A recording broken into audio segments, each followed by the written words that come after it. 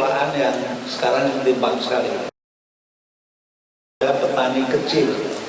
Jadi ada data internasional perusahaan besar di dunia yang menghasilkan. Tapi sebenarnya yang menghasilkan pada mereka bukan pada pertanian skala besar sebagai integrated farming. Jadi mereka punya sepanjang itu diterapkan. Tapi dalam praktek ini sudah mulai dilakukan oleh pemerintah dari menggalakkan pertanian di desa. Koperasi. Jadi koperasi tadi tidak baca kita untuk menghasilkan pangan dan desa. Kalau kita tergantung pada beras, menurut saya justru di situ masalahnya. Tapi itu sistem data wartawan Terima kasih Pak Gibran, bioregion, di mana ketemu dengan pertanyaannya melaksanakan pembangunan berbasis bioregional itu agar keadilan ekologi terlaksana dengan baik, keadilan antar generasi saja hadir Bisa pada waktu saya ini mengelola sampah botol itu 1,5 sampai 2 ton botol mineral coba kalau di ketiga penilaian ini dari perintis, pemula, berkembang, maju alhamdulillah kerja sebagai yang terakhir menangkap rumah satu itu. Saya langsung terkait dengan debat. Tema kali ini sebetulnya Mas Anies sudah memulainya jauh hari sebelum berkompetisi sebagai presiden, karena beliau mendapatkan beasiswa untuk belajar di Jepang dengan menulis paper dan judul bagaimana ekonomi dan ekologi bisa berjalan bersama dalam bahasa Inggris. Kemudian dengan paper itulah beliau kemudian mendapatkan beasiswa belajar di Jepang terkait dengan lingkungan. Artinya persoalan lingkungan hidup, persoalan climate change, persoalan tadi keragaman hayati itu sudah menjadi passion dari Anies Baswedan yang insya Allah akan memimpin Indonesia ke depan itu. Jadi bukan karena ditanya, bukan karena ada masalah, sejak awal beliau sudah passionnya ke arah sana. Maka dia sempat ekonomi dan ekologi itu kan ekonomos dan ekologos. Jadi mestinya dia bisa bersama-sama, tidak saling menegasikan. Seperti tadi disampaikan Mas Farid Gaban juga. Nah, isu ini akan kita bawa ke masyarakat bahwa kalau kita ingin berdikari di bidang energi, kemudian mempertahankan sumber daya alam dan keragaman hayati, maka pasangan Anies Baswedan Caimin lah yang pantas untuk memimpin negara ini.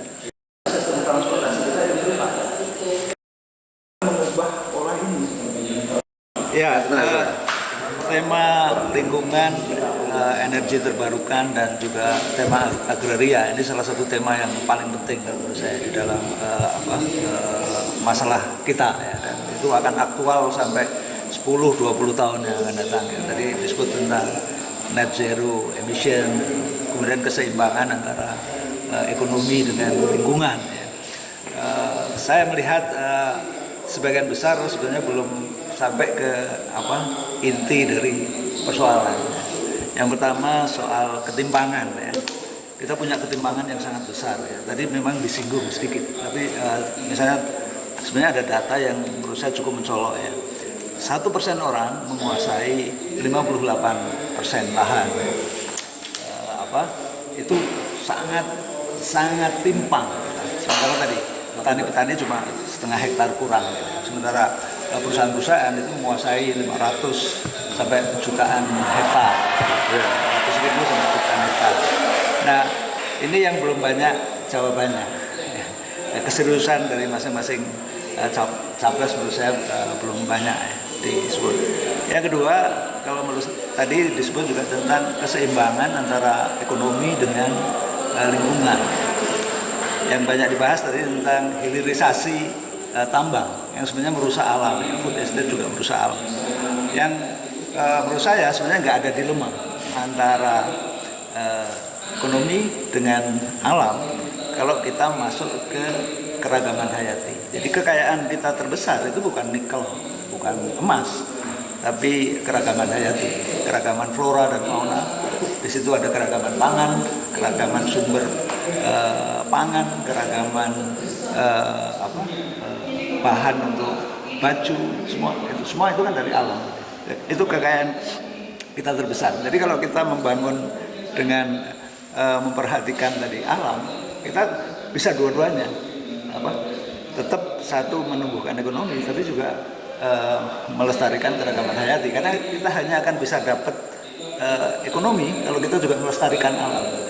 Itu belum banyak dibahas. Jadi kita harus switch antara tadi mengandalkan pada tambang yang selama ini itu menjadi fokus kita gitu ya.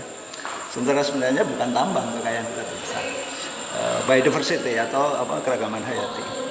Kemudian yang ketiga, kalau kita bicara tentang swasembada pangan, kita harus mempertimbangkan dua hal. Satu hal tadi tentang keragaman hayati, yang kedua keragaman pangan, dan yang ketiga yang harus kita kembangkan adalah petani-petani tradisional yang kecil, bukan yang besar, skala besar ya, kayak food estate itu jelas kesalahan.